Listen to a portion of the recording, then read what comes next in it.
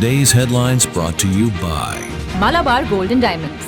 2025 അന്താരാഷ്ട്ര വനിതാ ദിനത്തോടനുബന്ധിച്ച് ഫോമ വിമൻസ് ഫോറം സംഘടിപ്പിച്ച പരിപാടി സ്ത്രീ ശാക്തീകരണത്തെക്കുറിച്ചുള്ള തുറന്ന ചർച്ചയ്ക്ക് വഴി തുറന്നു. മാർച്ച് 9 സൂമിലൂടെ നടന്ന പരിപാടിയിൽ ചെയർപേഴ്സൺ സ്മിത നോബിളാണ് സ്വാഗത പ്രസംഗം നടത്തിയത്. വൈസ് ചെയർപേഴ്സൺ വിഷിൻ ജോയുടെ പ്രാർത്ഥനാ ഗാനത്തോടെയാണ് പരിപാടികൾക്ക് തുടക്കം കുറിച്ചത്.